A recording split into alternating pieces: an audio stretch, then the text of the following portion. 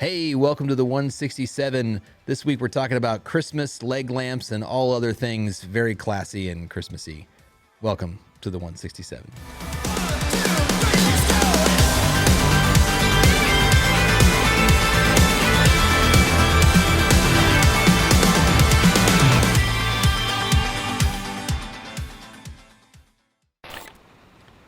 Hey, welcome back to the 167. I'm here with Pastor Rick George.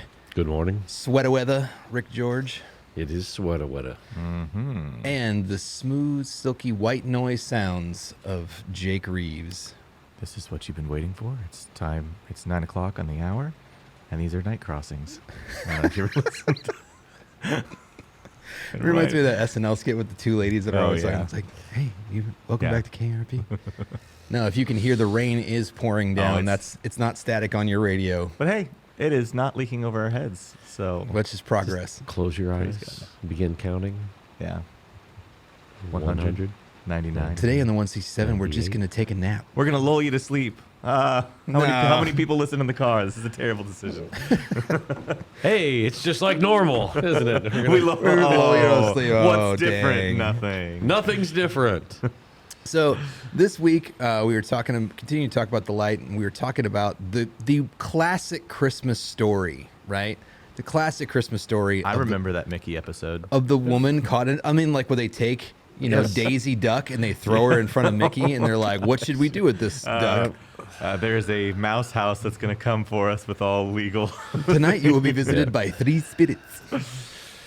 Yeah, so it was not your Not your typical. not your typical Christmas story. Welcome to New Life. This ain't your Yeah. grandma's Christmas. Yeah. But you can't talk about Jesus being the light of the world without going back to understand why he said that in this context. So Yeah. therefore, it became a Christmas story. So if you weren't with us on Sunday, please go to newlifegardener.com, click on messages. You can catch up on the message. But basically, we're talking about the passage where the Pharisees brought a woman before Jesus, threw him at her feet, and said, "We caught this woman in the act. We have no idea what her state of being is." Correct. And Jesus is like, "Oh, I agree. This is bad. But She's a witch. Yeah. ban her if she weighs as much as a duck." But so then they basically said, "Hey, listen, if you have the first sin, cast the first stone." Everybody leaves, and he looks at the woman and says, "Go and sin no more." So my first question is, if you are in the crowd or you're like one of Jesus' disciples, what is your reaction to this scene? Like you're not Peter, you're like Thaddeus and Bartholomew. Yeah, I think probably my first reaction would be, "Where's the guy?" Like why is he Caught in not adultery with herself? Yeah, why was she brought out and not him? So it would create some questions of, it takes two to Tango? tango. There are right? many. It's like So laser tag. yeah. So it takes two to tango, yet you just brought her out here. What about him? Where's the guy? Who, what's behind the story? That would be probably the first question. But my reaction, because I'm a people person, I would just feel so embarrassed, and I'd want to make it right somehow. This is uncomfortable. Let's see what we can do to make this right. You disappear into the crowd, then you come back with a guy, and like, this guy also. Throw him out there. So What about you, I- Bartholomew Reeves? I think back to, it's old at this point. There was an image that went around online for a while, and it's, computer generated because it's not real. But there's a single person like standing, and then there's an entire zombie herd around them. And the caption on it is essentially, most of us like to think we're this. And it's the person that's like hold out, and they're like, they're the one. And it's like, really, you're here. And it points to just like a random person in the thousands of zombies. And so I'm going to go the very realistic thing that probably, if I didn't have the vision I had right now, I'd be the one out there screaming, burn her. Or, Yeah. So Yeah, Jesus, get her. I don't claim to have the high ground with Jesus on this one. yeah, But just I don't blame you. I'm also very grateful that he. I'd be the one like with the cartoon neck that's like looking at the Pharisees and then looking at Jesus and then looking back. Like it'd be Yeah. like, what's gonna go down? Yeah. Yeah. And like I probably would be shocked that Jesus is like, hey, just try, go and sin no more. I don't condemn you. Like, Yeah. Oh. And I would have questions. Like that would be one of those things where I love it in the Bible sometimes where it says, and then Jesus pulled the disciples away and explained this parable to them because they didn't know it either. Because really, the question is, am I Jewish or am I just merely an onlooker that Yeah. is like, what's going on over here? Because that probably deeply stirs. Well, I mean, that's a great question is just, if we're not here to call out sin, then like what makes us different? If you're Jewish and it says this is the Jewish law to stone this woman and she's like, meh, like whoa, like what did I get myself into? Yep. Yeah. So just in general, are you guys the inquisitive type? I'm just thinking about what you just said about the crowd and you being in it. But in general, when there's some kind of an event, a disturbance, something happening, are you the inquisitive one that's going to walk through the store to see what the noise is all about, to see what's happening? Or are you the one that's like, I'm avoiding that completely? Oh. You hear I'm sirens. the and- worst. I'm the worst kind because I avoid it, but out of pride. I'm like, I'm not like one of those looky-loos. And like, I will intentionally avoid it so that, and like, if it's in traffic and people are slowing down to see the accident, I'm mad that traffic is I'm like, slowing come down. on, guys. Well, But and then when you get to the accident, Then I'm looking. you're looking. See, so you're like, come on. But then you have to stop and look. I know. See, Yeah. I'm just so hung up on the situations because I'm like, there's a deep Midwestern part of me that's like, when there's a tornado out there, I want to go. I want to go look at the tornado. And like, I did that in my childhood. My dad took us out on the porch and we watched the tornado. It was, Son, have you ever seen a tornado up close? I know, but at the same time, I'm like, I don't know. That's a good. Yeah, because I'm just trying to think, all right, so this happens in a crowd, but I'm sure it created quite a scene. Sure. So the crowd, I'm guessing, grew a little bit. Yep. And so I'm thinking, okay, if I wasn't a part of the crowd already, would I have jumped in to see what was happening? See, and I think there I'm gonna side with Lucas maybe on that one where my own pride where I'm like, all these people are looking at this thing or doing this. I'm gonna walk by, but then it's gonna burn inside of me and be like, what is going on? Over And that's there? not the answer either when someone no, is it in is sin. not. It is. You certainly shouldn't stand outside the circle and sell rocks because, I mean, like, somebody's going to do that. Yeah, or have your own like self-righteous parade of being like, see, I didn't join the circle, and I don't know what you're talking about, Dave. No. Yeah. But I mean, I think that there's, like what you brought up, I think that there is always that question of what people usually call like a hyper grace gospel. I'm sure that there Sure. are people in the crowd there that are hype, they're like, that's so great that he just let her off the hook. And I don't think that he let her off the hook, but I think that people could interpret that.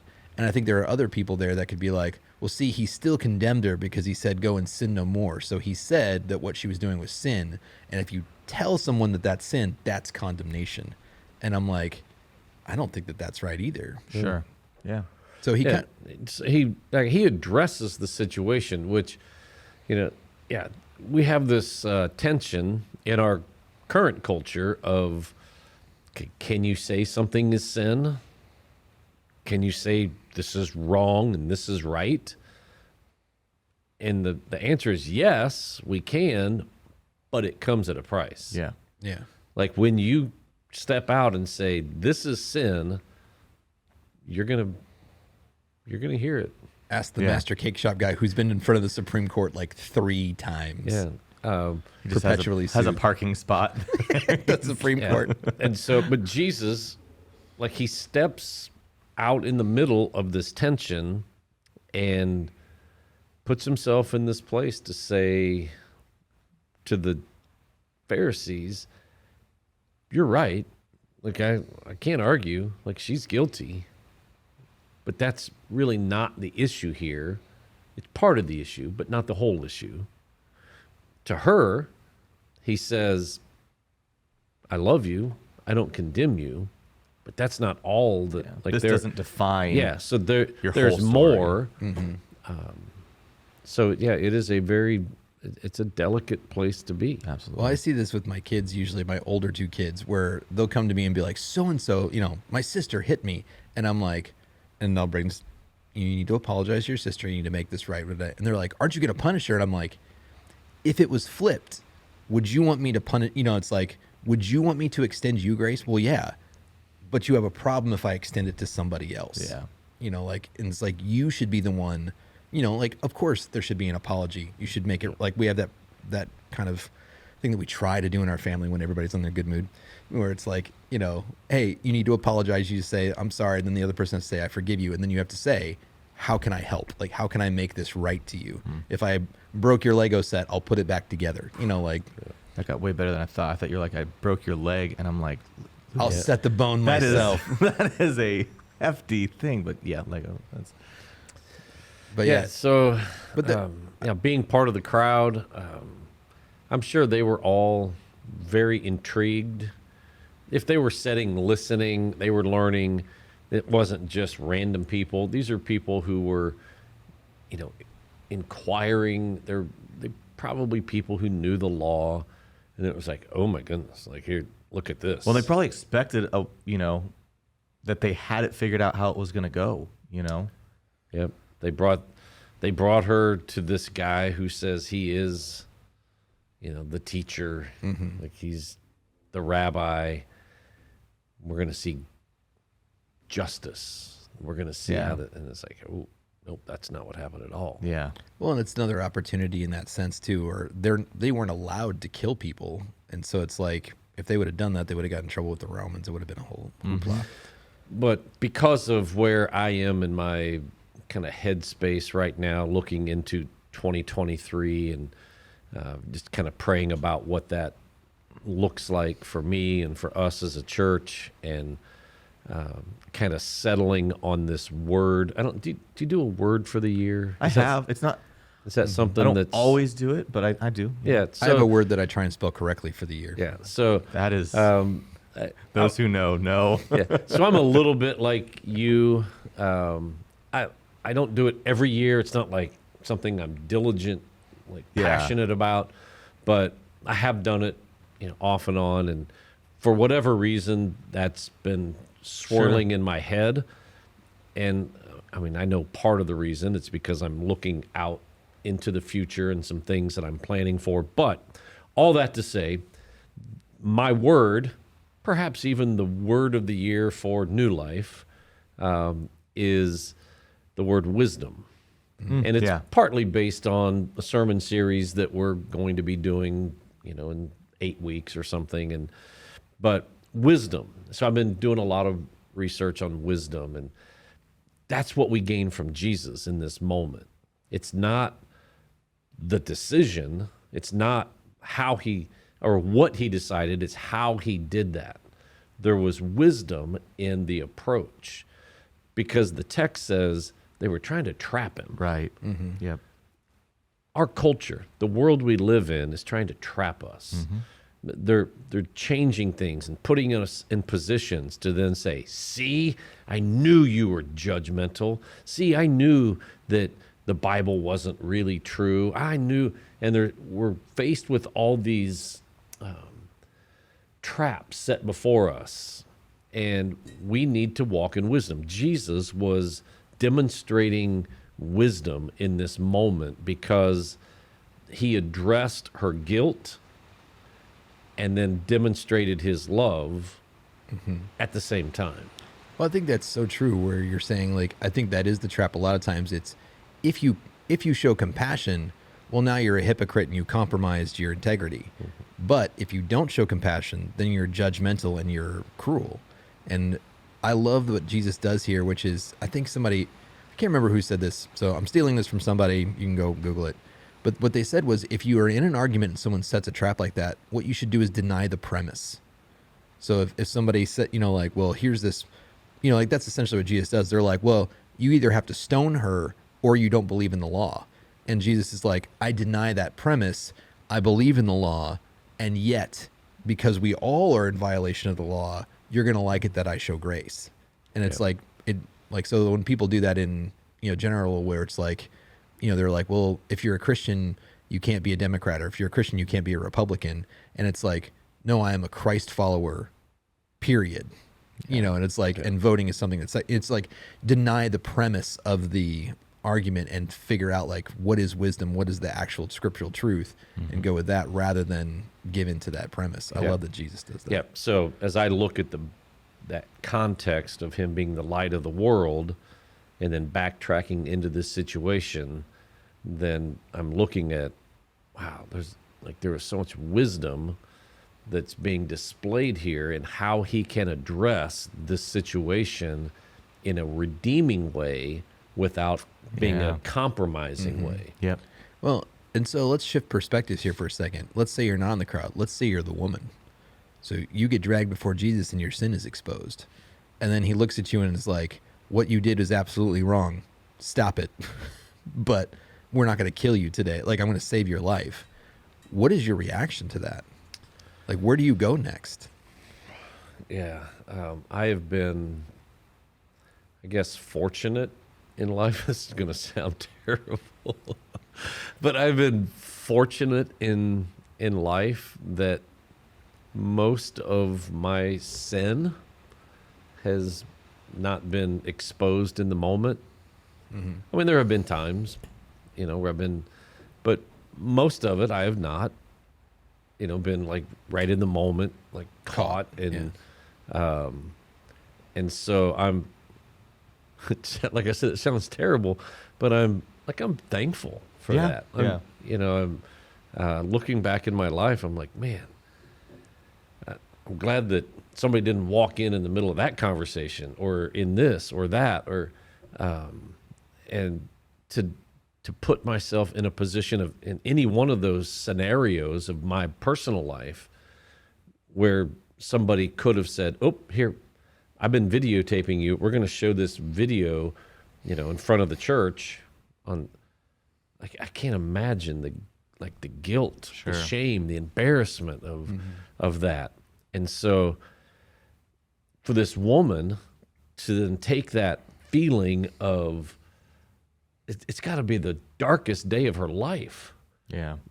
And then just like that, to have that grace and love, like it has to be just this incredible emotional feeling to say, I guess my response would be, I will never do that again. Right. I mean, and I'm sure that was her desire at the moment. Go and sin no more. Absolutely. I'm going to live a perfect life. Now, did she? I was like, after 3 months, it's like, I will never smoke another cigarette. And then it's like, Yeah. So I don't know. So if your question is, how do you think she responded, or how would I have responded? I think it would have been in an overwhelming, passionate desire to go and be a different person. Now, the long term of that, I don't know, but so you're a better person. I would move. I'd be like, Yeah. everyone here knows me. And like, I'm not saying that you can't get a fresh start, but like, I think the hardest thing is when you tell other people your sin and you go, like you said, I think it's way better to confess your own sin rather than be exposed for it. Yeah. But I think that is a incredibly mature journey to walk, to go, I'm going to say that's not me anymore. I'm going to change my life. I'm going to go buy some, this woman, I'm going to go buy some very frumpy clothes and, be someone who's very faithful. And I'm going, that is a hard road to walk, and like, Yeah. I don't know if she just like, because if it were me, I'd be like, I'm just Yeah. going to move one town over Yeah, well, and then start over. I think that, to address that, I think that's why people change churches.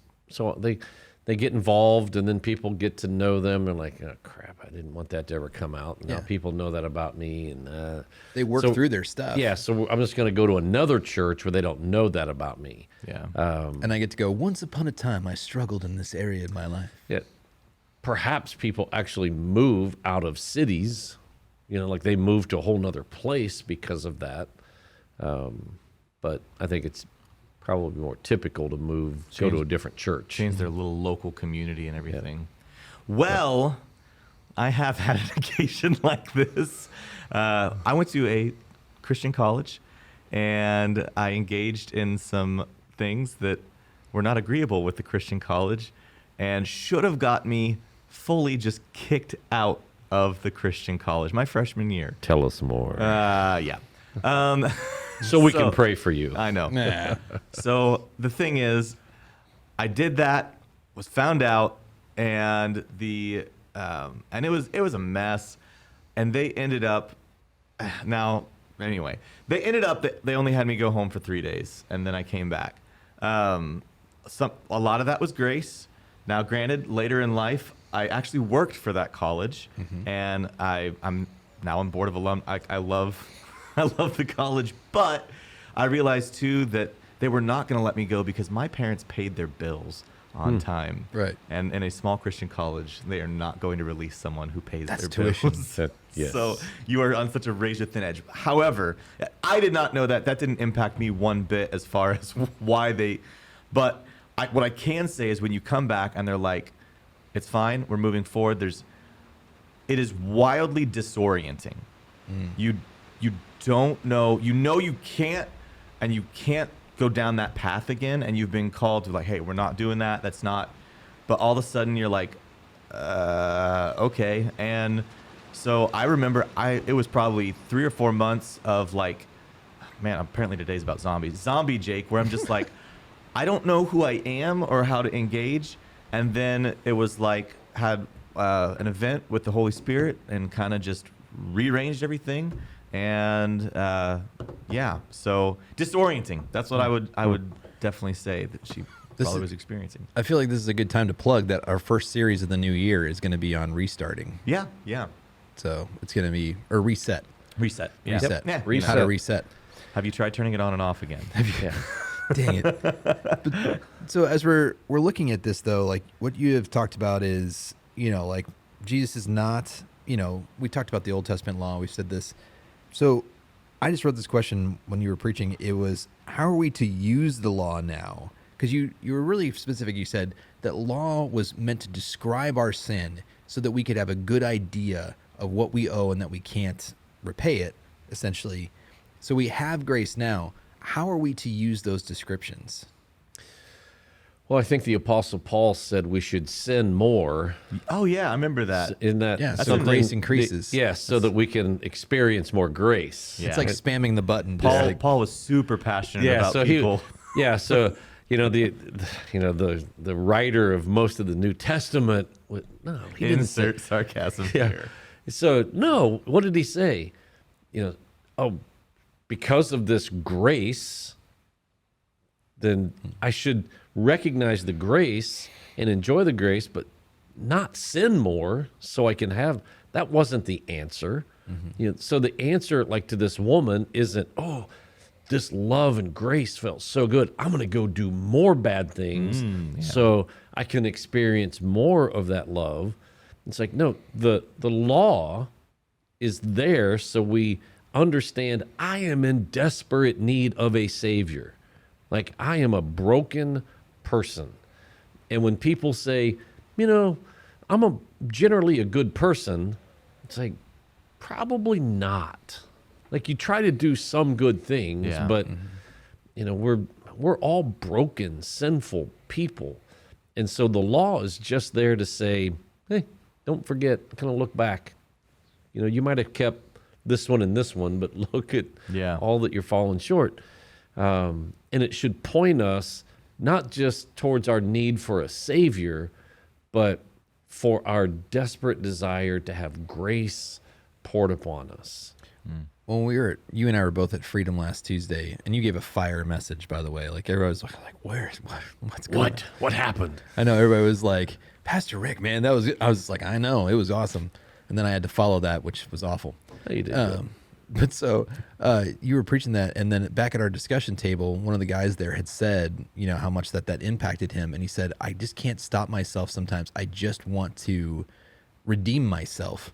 And I looked at him and said, in a sense, that's like going, I wish I had laser beams coming out of my eyes, because that's just as likely as You redeeming you yourself. redeeming yourself. Like, I could sit there and go, I wish I was invisible, And yet Yeah. we both just go, oh, well, and we shrug and we move on with our lives.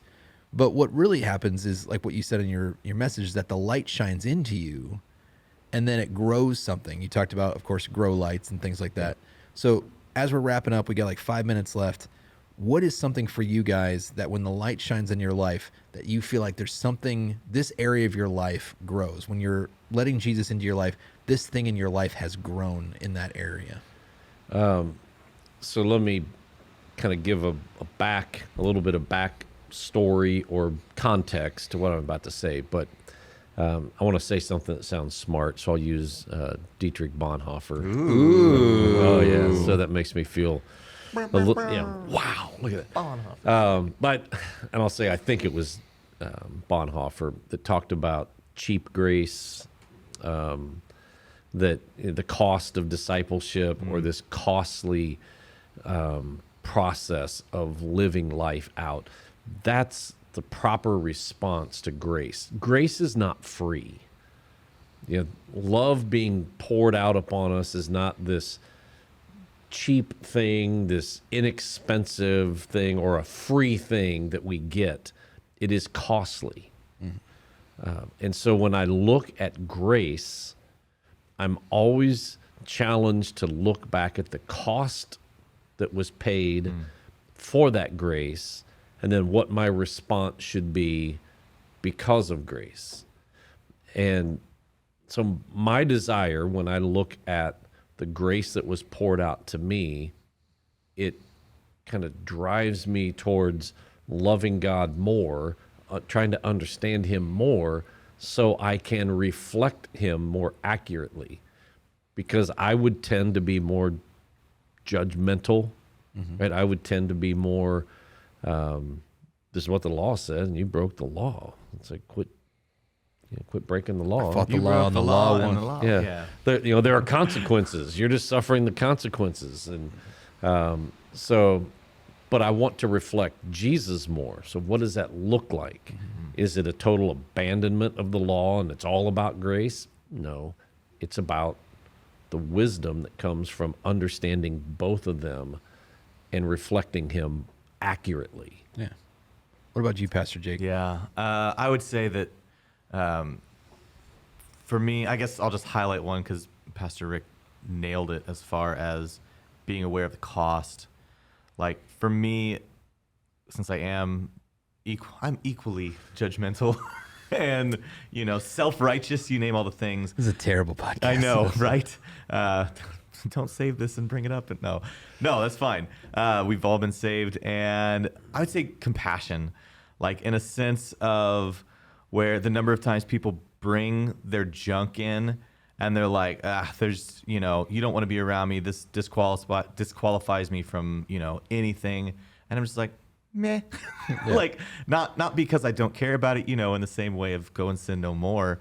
But I'm just like, man, like if you knew what I've been delivered out of and everything and what I'm singing about when we're singing songs of praise and stuff, you wouldn't be hiding in shame right now. So, yeah. I echo that because like there was somebody, I think I told the story before, but somebody approached me in the hallway and I could hear them talking. They're like, the guy's like, well, I've gone to church my whole life. I don't really have a testimony. And the person's went, oh, that's Pastor Lucas's testimony too. And I turned around and I laughed and I was like, no, anybody that says that either is hiding something or they don't realize what they've been saved from. And I walked away and I was just like, I probably should have cushioned that more, but I was like, that's true. It's like, we've all been saved from death, from sin. And I think for me, I really resonate with the scripture that says that he takes the hard heart out of you and puts in a soft heart. I think that, I used to be very hard-hearted, and the more that I've connected with Jesus Christ and the more I've let the Holy Spirit take over my life, the more compassionate, the more empathy. You almost have two feelings now. I know. I'm up to like 2.5. Yeah. Like every Christmas, my heart grows 0.4 sizes that day. But I mean, like I'll, like this morning, my daughter came in and hugged me, and I just, you kind of lean into the hug a little bit. I'm just like, I can sit there and cry with a guy who's confessing his sin, and then at the same time, make a reasonable and logical decision later. Yeah. But I think that soft heart is good. Yeah. All right. Well, thanks for joining us here in the 167 and what is sort of like the leg lamp edition of Christmas. You know, is that inappropriate enough? I don't know. What the woman called her? Anyways, we'll see you next time here on the 167. If you enjoyed this episode of the 167, make sure you like, subscribe, follow, get notified, leave a 5-star rating and a positive review. Tell all your friends to listen as well. Make sure you go over to newlifegardener.com and check out all that we have to offer as a church, and check out our messages online as well. Thanks for listening.